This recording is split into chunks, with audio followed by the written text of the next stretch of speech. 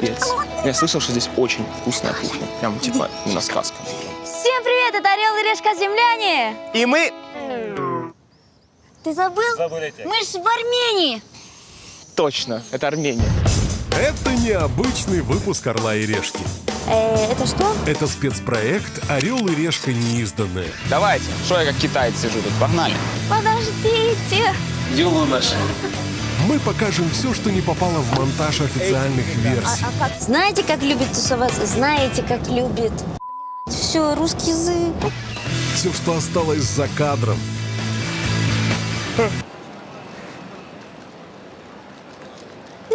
Простите, погнали. Все, что было вырезано цензурой.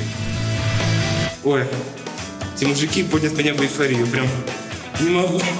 Саша, ты ювелир, Саша. Мы покажем вам 45 минут чистого эксклюзива. Вы никогда не бросали голубей? Типа ты его хватаешь, и потом, типа как в этом, как его, в Mortal Kombat. So, can I ask you a couple of questions? Еще больше историй, еще больше «Орла и решки». Смотрите наш выпуск, он самый крутой. Бяу-бяу-бяу-бяу-бяу. Каждый год 31 декабря у «Орла и решки» есть традиция собираться в новый сезон.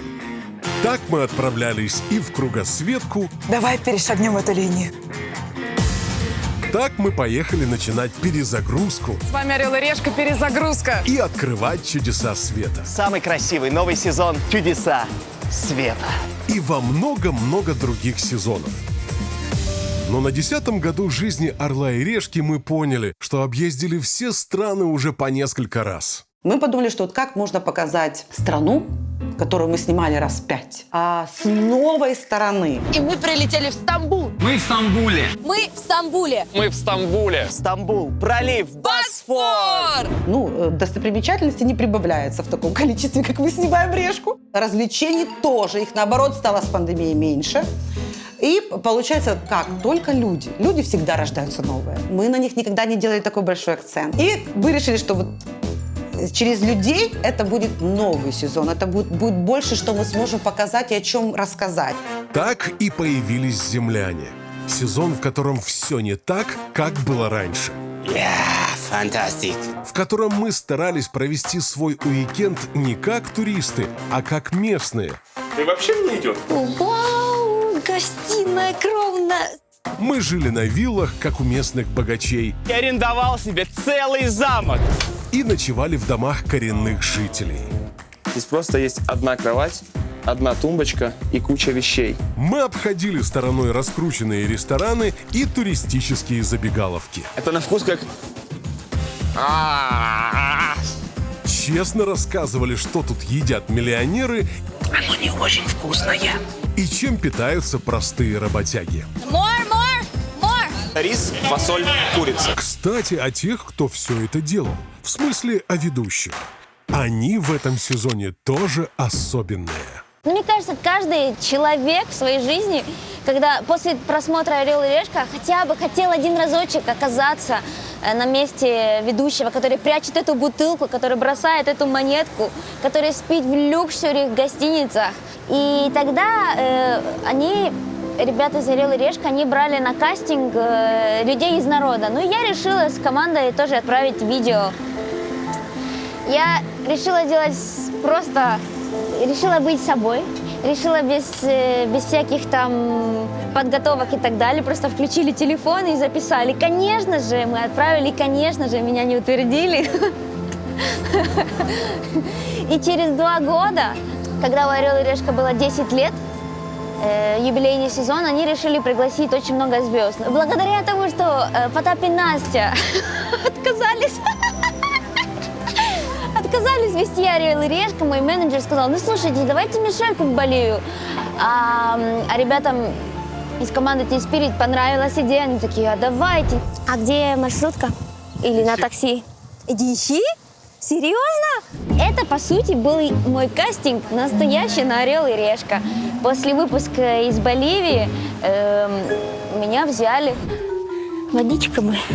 Ну, а самое интересное, что на съемках было настолько тяжело, что я говорила, нет, это не мое, это не для меня. Мы даже не на серединке. И сразу после съемок набрали и сказали, алло, Мишелька, ну, мы бы хотели, чтобы ты была ведущая. Я такая, да ладно, хочу. Я выживаю как могу. Честно. Знаете вообще, как я сюда попал? Один подписчик написал, говорит, слушай, а было бы хорошо, если бы ты стал ведущим «Орла и решки». Ты такой харизматичный, такой классный пацан. И выставил это по дурости в сторис. Потом подписчики решили, что я хочу этого. И они, короче, заспамили пост «Орла и решки» в Инстаграме. И таким образом мне написала Лена Синельникова. К чему я это говорю? Меня гнобят здесь. Меня не кормят. Меня бросают просто в пучину, в бездну. С этими страшными животными, которые могут откусить тебе ноги по самое колено. Я на это не рассчитывал. И вы знаете, у нас получилось. Ведущие с необычными историями отлично влились в необычный сезон и прямо-таки зашли нашим зрителям. То есть вам. Честно, не ожидала. Очень гармоничные ведущие. Отличный выпуск! На моей памяти это первая пара ведущих, которых зритель не уничтожал в комментариях. Потому что то, как иногда пишут, какие пишут комментарии, даже я не могу не то что произносить, я читать не могу. А в данном случае Мишеле и Кириллу очень повезло, их как-то сразу полюбили. Наконец-то нормальные ведущие. На Ютубе, когда она вышла в звездном сезоне, прямо на Ютубе все говорят, боже, ее ведущая, она такая классная ведущая, она создана для решки. Какие классные ведущие! Никакого негатива! Кирилл и Мишель прям созданы для этого проекта. Ведущие супер. Отдельное спасибо за Мишель. Раз, и за пару месяцев мы уже их всех утвердили, взяли и погнали. Мне кажется, продюсеры «Орла и решки» в шоке, что почти одни положительные комменты про ведущих. Поздравляю вас, выдыхайте. Но даже если вы решите оставить под выпуском гневный комментарий, знайте, в этом случае вам придется иметь дело с бабушкой Мишель. Зато в этот раз, бабушка, ты не будешь переживать, я оделась по погодке. О, молодец, спасибо. Что ты там не жаловалась, в комментариях меня не позорила. Ну не буду больше. Чем позорит бабушка? Бабушка волнуется, пусть они думают, что ребенка надо одевать по погоде. Было такое, чуть не что было. А что это? Ехала на Этну, и у тебя одежки не было в платьице тонком. Смотрели тебя в Хорватии. Вчера уже хотим туда поехать. Видели, как ты одной рукой водила машину? Видели, как у тебя одна мельница там в речку, в эту, как ее, в воду, это упал телефон, и как ты туда в эту дырку спустилась, упала почти. И рюкзак бы тебя это вообще потянул бы туда вниз бы, и ты с этой своей поломанной пальцем бы. Мы волнуемся. Ужас. Чтобы ты была аккуратненько. Никто не смотрел за моим ребенком. Упала за телефоном в дырку с поломанной рукой. А ты думаешь, что тебе смешно? Нам не очень смотреть. Мы переживаем. Чтобы ты отдыхала и чтобы себя не подставляла нигде. Ой, что ты все время на рюкзак присаживаешь, в машине не сидишь. И вообще, Кирилл когда-то на тебя бросил этот рюкзак прямо на полу. Да. Кирилл тебя не обижает? Нет, конечно. Сейчас, там пару шагов, я поднимусь и начну бежать. Да. Пошли. Вот так идет человек к своей мечте. Достаточное количество минеральных... Попадая в «Орел и решку», ведущие всех сезонов проходят боевое крещение текстом. Все пишем одним. То есть, когда в кадре нужно говорить не только то, что чувствуешь, но и что-то интересное и познавательное. Вроде бы ничего сложного. Сказал себе с одного дубля и иди дальше. Еще раз. Но это в теории. Nice to meet you. My name is Kirill. Знакомьтесь, Махам Тарик, 23 года. Играет в национальной сборной женской... В национальной женской сборной по крикету в Пакистане. Женской национальной сборной. Знакомьтесь, Махам Тарик, 23 года. Играет в женской национальной... Можно проще как-то? Знакомьтесь, Махам Тарик, 23 года. Каракарум это что? Пролетаем конкретно вот над тем местом, куда мы и летели. Туда, где была... Идем по этому богатому райончику. Едем уже по этому богатому... Я национальный. Я не соединены.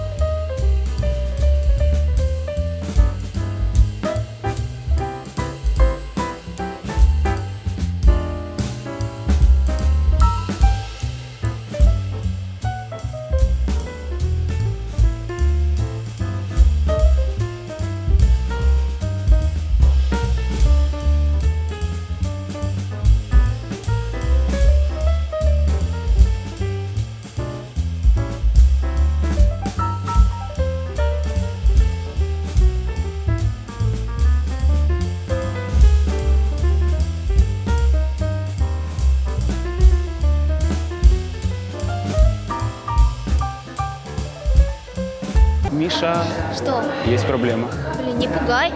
Это остров. Это надо ж так подумать, надо же еще раз снимать. Часто проблема глобальнее. Не что сказать, а где мы вообще? С моей безлимитной карточкой можно влететь в горы и узнать, как там живут пакистанцы. Пакистанцы, мы в Пакистане.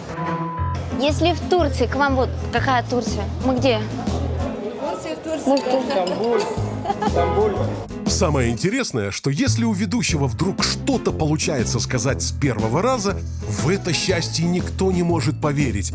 Поэтому на всякий случай все равно делают еще несколько дублей.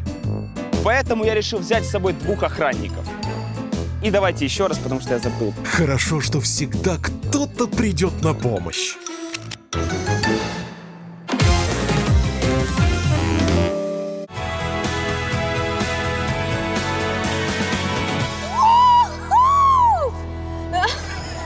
Идем? Идем. Мишелька, смотри, ты, если что, метро. Я тебе подскажу, где, правильно? Ну, это недалеко, кстати. Ну, пешком пройти это буквально. еще увидим. Да. Еще увидим. Всем привет! Это Орел и Решка Земляне! И мы в одном из самых роскошных и Из самых контрастных городов мира. Это был 3-й выпуск сезона о дубайцах. Мишель с трудом привыкала к дубайской роскоши. Если вы думаете, что в Дубае бассейн это роскошь, Ну а Кирилл от досады, что ему выпало быть со $100, никак не мог собраться с мыслями. Да. Такси мне здесь, конечно, не по карману, но я смотрел выпуски «Орла и решки» и знаю, что самым прекрасным и бюджетным вариантом в Дубае добраться вообще на Малоу. Мишель прожила уикенд как коренная дубайка с максимальным комфортом. подушечки, шторка, коврик. Саня, еще раз. Коврик мое стало креслом. И, конечно же, развлекалась на полную катушку. Ой, слюня. Hello, guys. А Кирилл познакомился с теми, кто создает богачам все условия для беззаботной и комфортной жизни. Но, к сожалению, в наш выпуск о дубайцах не поместилось еще одно приключение, которое могло произойти только в Дубае. Смотрим. Я приехал туда, куда не доезжают обычные туристы. Туда, где богачи прощаются со своими разбитыми мечтами. Заинтриговал? Пойдем покажу. Я, оказывается, настолько в секретном месте, что даже попросили сумку оставить, чтобы я чувствовал себя еще более бедным.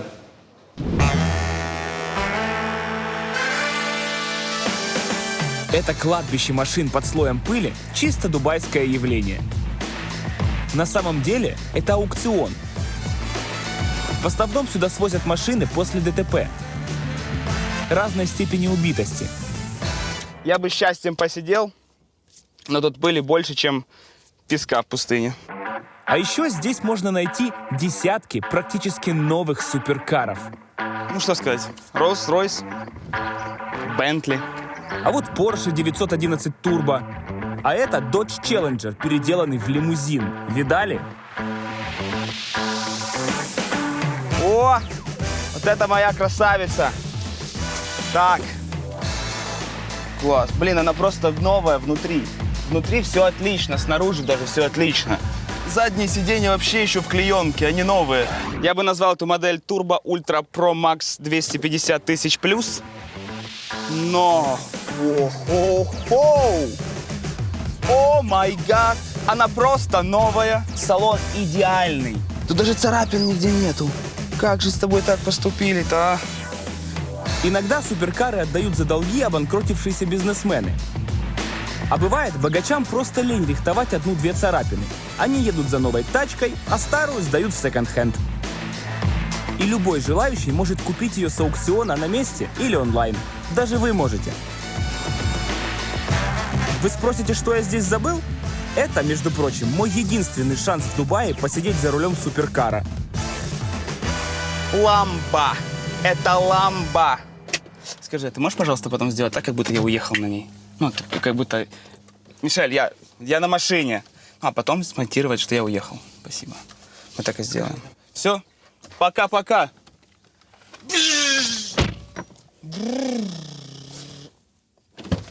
Нормально получилось? Да? Спасибо. Кентафураки. This is the Locken of Passion. The Locken of Passion. Уроки английского записывайтесь, пожалуйста. Когда придумывался сезон «Земляне», нам очень хотелось найти ведущих, которые могли бы свободно, без переводчика, общаться со всеми, кого встречают на своем пути. Ahora iba a tener que venir a filmar los detalles, ¿sí? Así que va a ser un poco no muy rápido. Конечно же, мы сразу подумали о Мишель Андраде, которая в сезоне 10 лет в Боливии общалась с местными как коренная боливийка. ¿Dónde puedo encontrar un bus para ir a la ciudad? А, ну да, она же и есть коренная боливийка. Tita, ¿dónde es la Plaza 24? Señoritas y señores, con todo el corazón, para la Pachamama, para ustedes. Нет, но как она это делает? Estoy llorando. Учитывая, что из 7,5 миллиардов людей на Земле 1,5 миллиарда говорят на английском, мы понимали, что никто не раскроет лучше тему сезона, чем модный учитель английского. Hello? Sorry? Yes. Do you mind if I ask you a couple of questions? No. No. You don't mind. Если бы они знали, что я спрашиваю, do you mind if you answer not, no, I don't mind, это значит, что нет, я не против.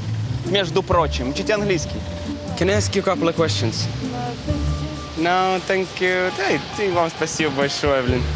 Как бы подпишись на меня в Инстаграме и будешь знать английский. Нормально, потом общаться со мной. Первое, начинаешь с чего? Алфавит. Алфавит по-английски будет как? Алфабет. В деле, пацан, четко. Вот это будет четко. Начинаешь раз, потом глагол to be, потом дальше пошел perfect. Как мы и рассчитывали, Кирилл плавал в английском, как рыба в воде. Oh, because this is the transit point, right? Yes, yes. For people who want to climb the Everest. Yeah. And they can buy all the stuff here. Yeah, all this stuff here. Бывало, конечно, попадались земляне, рядом с которыми обладатель идеального английского чувствовал себя абсолютно беспомощным. Okay, I came here. I need to find a bus station. A bus to the city. A big vroom vroom vroom to the city. Is there a bus station? В такие моменты британский английский превращался в кенийский английский. Motorbike with the driver to take me from here to the entrance. That's it. Oh, that's what. Then you can use this one. That's what I needed. So why did we go inside if we had the bike there, my friend? В испанский английский.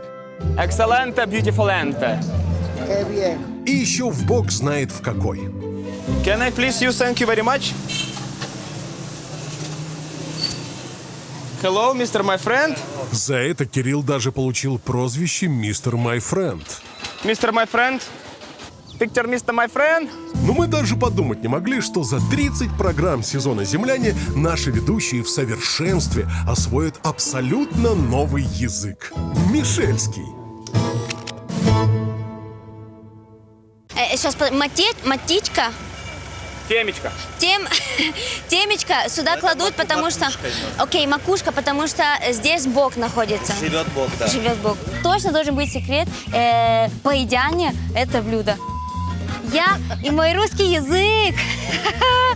Вот я нашла памятника дедушки. Это церковь Николая Чудотворцева. Будьте уверены, что правила будут соблюдены. Я так и знала, что на этой слове я просто... Очень вкусно, на пару, как рагу. Вот вы знаете вкус раги? По сути, все храмы построены одинаково. 4 стены, там, где хранялись свечки, там, где спали священники. Да, здесь много комфорта добавили. Но самое лучшее, чем этой крыши, не могли придумать, потому что она... Панорамный бассейн. Это для гостей. Ничего себе. Я хочу быть тут гостем.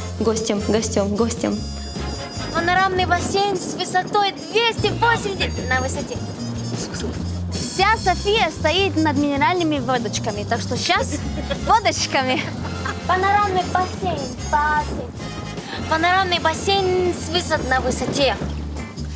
Я в восторге. Действующий музей еще с таким прекрасным персоналом. Подход и погружение в СТОМ районе запрещено. В СТОМ районе многие люди потеряли свои жизни или травмированы. Это Мишель писала текст? Ну и надо отметить, что учитель идеального английского оказался идеальным учеником мишельского. Мишка, зажигай. Интересные факты о молдаванах. Молдаване, правильно. Но почему-то хочется молдавцы сказать все время. Я же говорю, я попал в раю. На бабки. У нас Боливер Бус – это она, а у вас это он. Полотенце – это оно, а у нас это он. Как живутся. Как живется. Не как живутся, как живутся. Главное – суть. Олег, оно тебе надо. Ты же с дрона можешь это поснимать.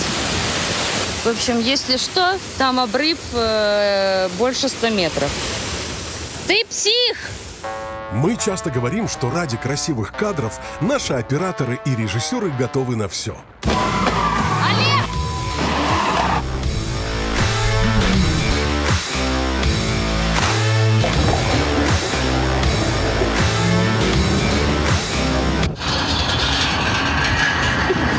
Полина, что ты делаешь? К своему стыду мы постоянно забываем упомянуть, что в команде «Орла и Решки» есть еще незаменимые люди. Линейные продюсеры. А ведь они тоже земляне. В смысле люди. Они четкие. Проблема на базе. Суперсерьезные. Суперспокойные. Суперделовые. Они монументальные, без инстинкта самосохранения и невероятно грациозные.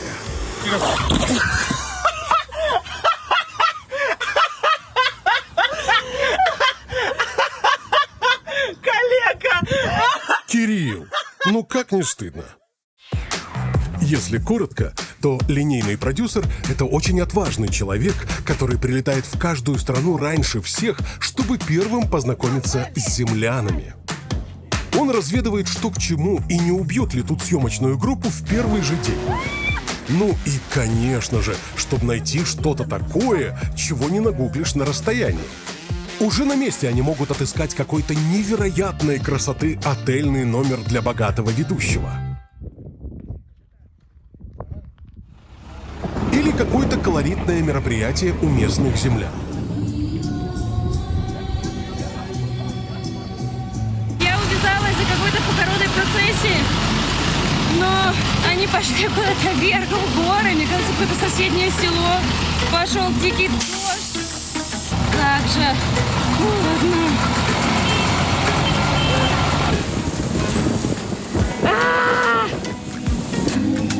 Пожалуйста, вы можете уже прийти к своей точке цели.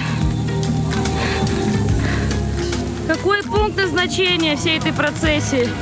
Как долго мне еще за вами идти? Линейный продюсер может потратить на нечто подобное весь день и все силы, но режиссеру это все может показаться скучным и неинтересным. И тогда... Уважаемые редактора, может, хоть неизданное вставьте эти пару кадров? Ну, чтобы мне не так было обидно. Да? Задача линейного продюсера – разрулить любую нештатную ситуацию на съемках. За то, чтобы закадровый текст для программы был вовремя начитан, тоже отвечает линейный продюсер. Для этого в любом месте мира, в любых условиях ему надо организовать студию звукозаписи. Вот так мы делаем читки. Раз, два, три, четыре, пять, шесть, семь. Часто нам нужно начитывать закадровый текст в очень экстремальных условиях. И это одно из них. Джой живет в Израиле. Его семья – колумбийский средний класс. Мишель, ну что там? Ну, у меня осталось месяц, последний. Типа минутчик 5-10? Не знаю, там мало. Супер, супер, хорошо. Давай, тогда потом поднимайся наверх, я буду загружать, а ты там дальше. Ага. Давай.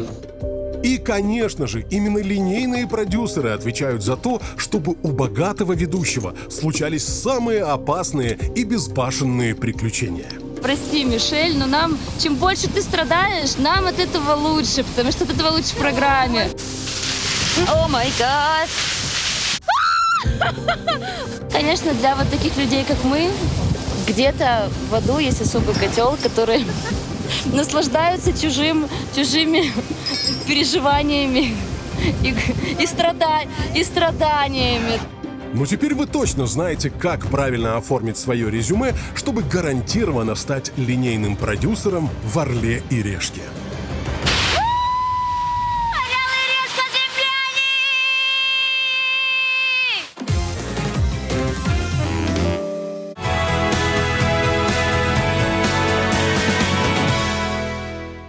Доброе утро, друзья! Это «Орел и Решка. Земляне». И мы передаем вам buenos días из богаты столицы Колумбии. Дай монеточку, давай. Орел. Решка. Ну, хорошо бросается, да? Да. Блин. Ты расстроилась? Что-то не очень. Как-то... Блин.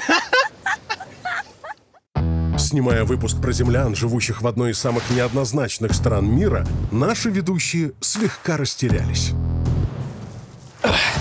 Для полной безопасности... Давай.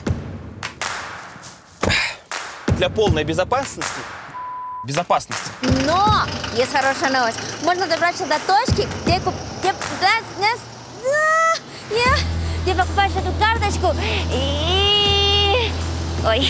Это, кстати, один из тех выпусков, настоящий финал которого мы не покажем даже в неизданном.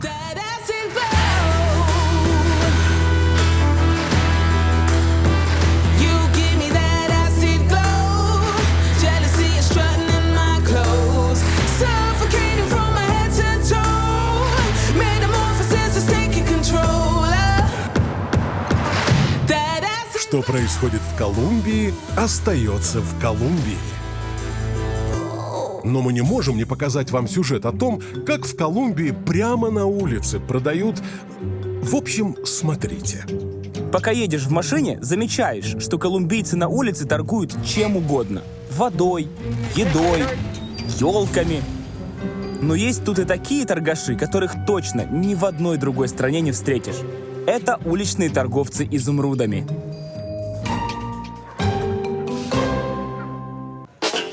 Только выходишь на площадь Росарио, тебя сразу окружают парни и предлагают купить чистейший колумбийский изумруд. Понимаете, он просто эту бумажечку достал из сумки. Все, и здесь он стоит, продает драгоценные камни. Тут продают изумруды-булыжники.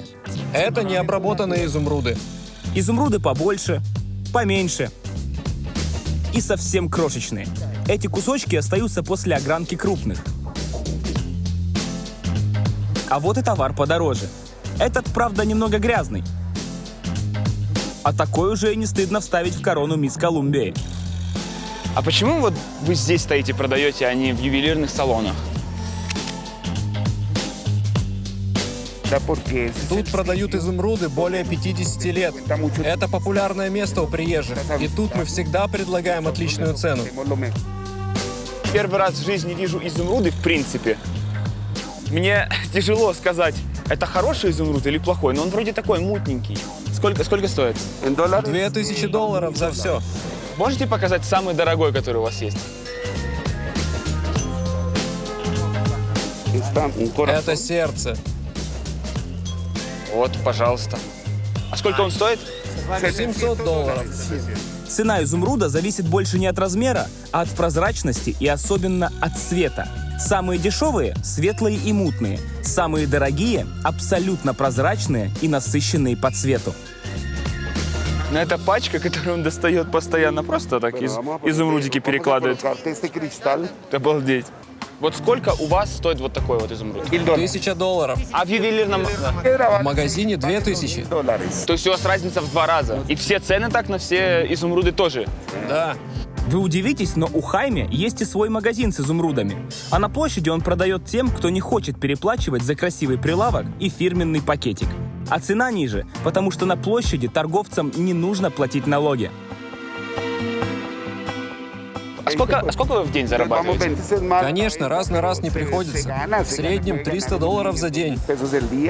Вот весь город знает, что вы здесь стоите. Почему вас никто не грабит? Тут много офисов, охраны и камер, так что тут мы в безопасности. За эти полгода, пока мы снимали сезон о землянах, у нас накопилось много разных историй и чего уж там, откровений. И вот, наконец-то, неизданное. А значит, законное право рассказать истории со съемок, которые остались за кадром. Как показывает наш 10-летний опыт, больше запоминаются те истории, когда все идет не по плану. Is this camping? Camping place? I can... Но кто бы мог подумать, что в Болгарии у Кирилла в замке появится сосед? Саня! Саш! Я тебя умоляю. Что у меня в комнате делает летучая мышь? Честно, если вы хотите сказать, что ведущий «Орла и решки» боится летучей мыши, мне... Потому что я боюсь летучей мыши. А кто мог представить, что с Мишель на Кипре захочет познакомиться вот такой землянин? Миша, смотри, что у тебя рядом.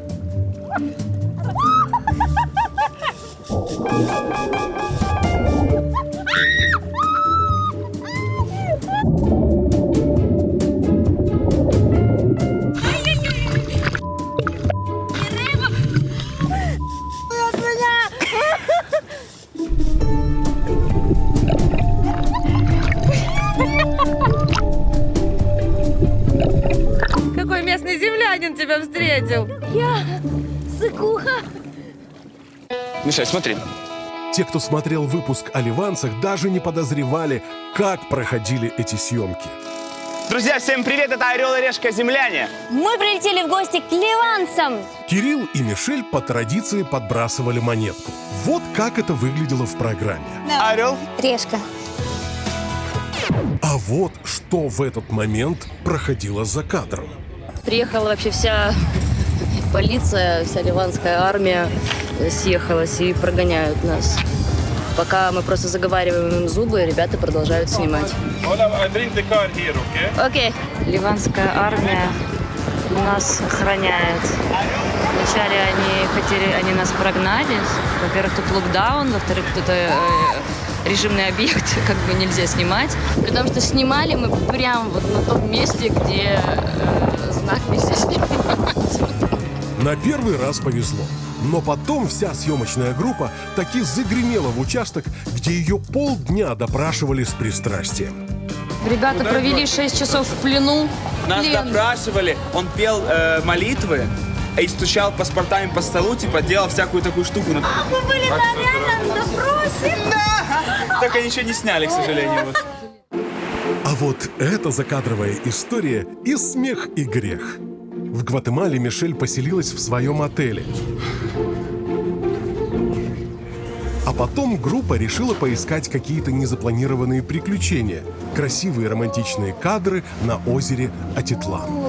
Ой, так люблю землян, что готова на все просто. Ой, страшно. Кажется, мы приняли неверное решение. По-моему, так быть не должно.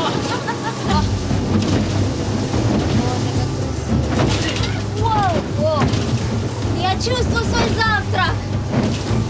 И ужин, походу, тоже. Ой, мои позвоночники. Я не знаю, как это можно назвать, но дай говорить. Это такое ощущение, что мы по каким-то развалинам едем. Это жестко. Ау. Походу, это не самое популярное развлечение. Мы одни посередине озера. В общем, это было все, что угодно, только не отдых с безлимитной картой. Пока группа добралась до локации, уже пришло время возвращаться. Как в полете! Атмосферненько!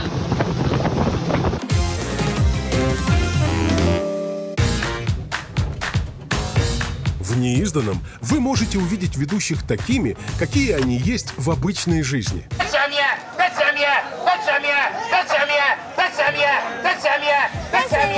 Так вот, в жизни наша Мишель – чемпион по травматизму на ровном месте. Это стало понятно уже в первом выпуске. У меня уже стоит... ништячок! Вау, красиво, конечно. Очень.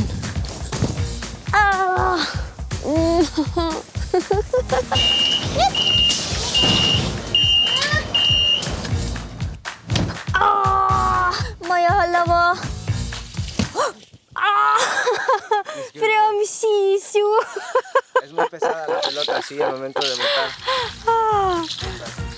Лифчик надо носить, а не вот это вот все.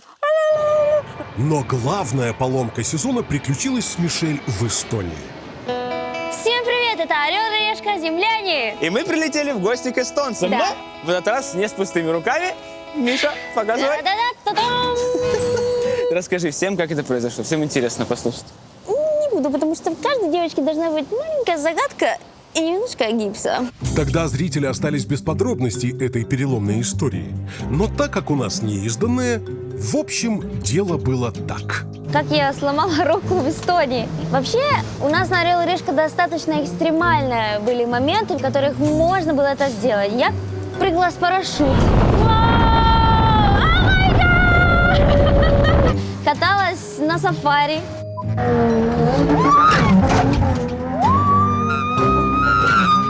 В Ливане на треке ребята просто супер такие спортивные машины катали меня на самой высокой скорости.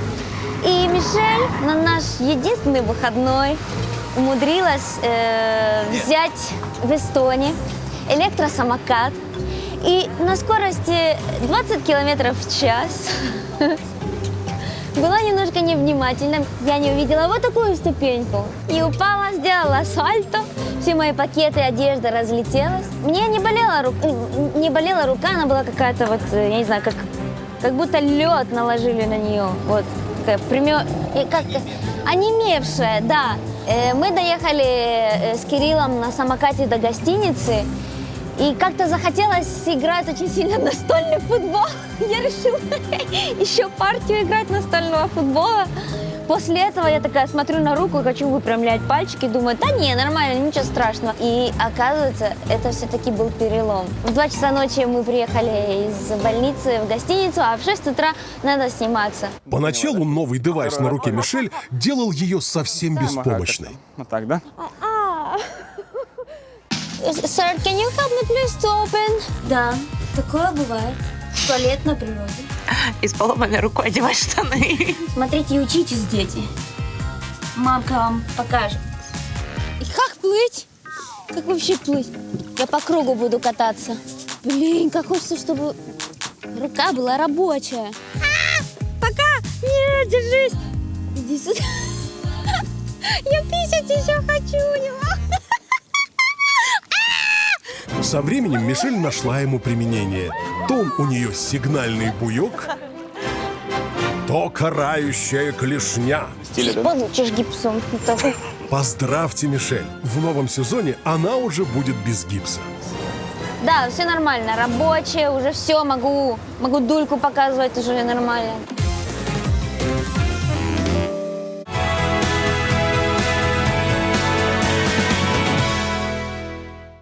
Да? Матерись. Что ты материшься? Сейчас приветствие отстанет меня. Добрый всем денечек. Мы запишем еще разочек. Такие расслабленные, и не побоюсь этого слова, на чиле наши ведущие прилетели знакомиться с голландцами. Ой, простите, с нидерландцами. Казалось, ну что еще нового можно узнать о Нидерландах? Таким количеством стереотипов о себе ни одна страна не может похвастаться. Но именно личное знакомство с местными землянами буквально перевернуло с ног на голову все представления о Нидерландах. Кажется, просто обычный мост в центре Амстердама. Но нет, его напечатали 3D-принтером. Я так кайфую, насколько у нидерландцев все просто... Давай еще раз. Все наши откровения об этих землянах уместить в один выпуск было просто невозможно. Поэтому о самом странном развлечении в Нидерландах вы узнаете прямо сейчас. Если бы это был обычный выпуск «Орла и решки», то об этом развлечении от начала и до конца рассказывал бы сам Кирилл. В Нидерландах нет гор, но альпинизм здесь все-таки есть. Горизонтальный. Секундочку. Но так как у нас неизданное, немного закадровой предыстории. Как обычно, линейный продюсер Оля приехала заранее узнать, что же такое этот странный горизонтальный альпинизм. Точнее, испытать все на себе.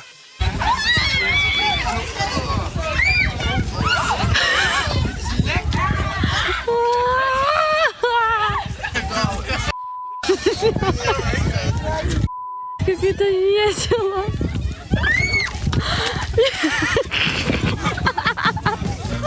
Так как видео снимала Оля, это, кстати, она смеется за кадром, сразу просим прощения за трясущееся изображение. Провалился! Надо водами идти, ребят!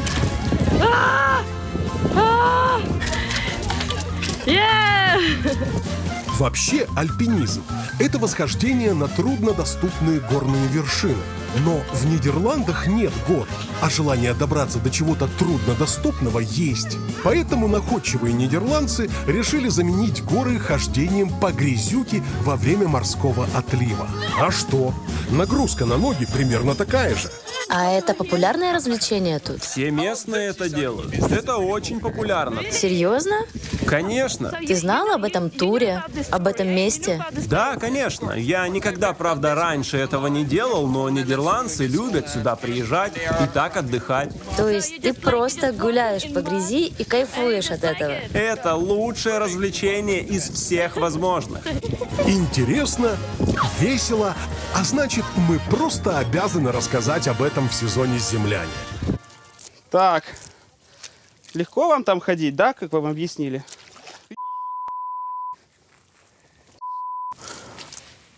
Я здесь не провалюсь? По этим следам, вот по этим, да. Правильно? Я чувствую, что неправильно. Да вот точно тебе говорю. Это их, вот это их следы точно. В общем, ребятушки, кентафурики и все кто смотрит это видео. Если меня нет в живых, меня уже сосало болото. Ага. От всей души продюсерам «Орла и решки» низкий поклон до земли. Спасибо. Но как бы там ни было, долг ведущего обязывал узнать, что же такое этот горизонтальный альпинизм. Какая вечеруха нидерландская, а? Как же ж вы меня замучили этим долгом ведущего. Ладно, рассказываю. В общем, проходит это мероприятие на самом большом морском мелководье в мире – в Ваттовом море. И на его примере можно представить, как бы выглядели Нидерланды, если бы здесь постоянно не осушали землю.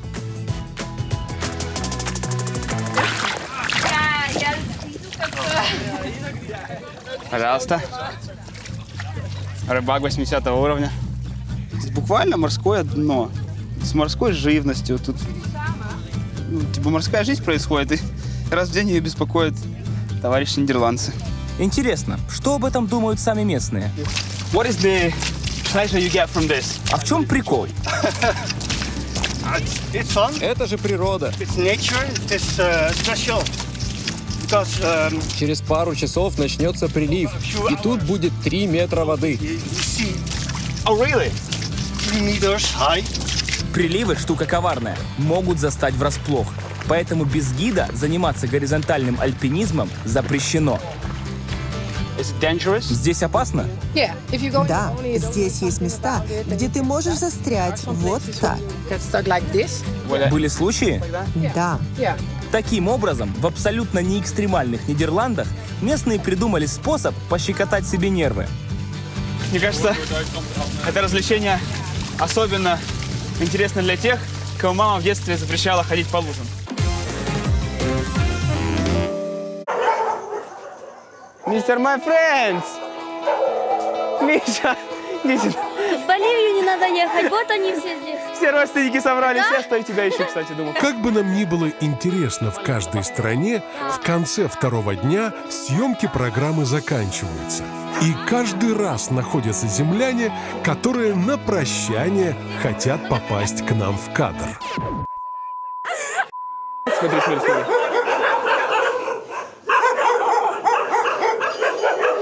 Listo, ya, estamos filmando, así que gracias. Ya, chao.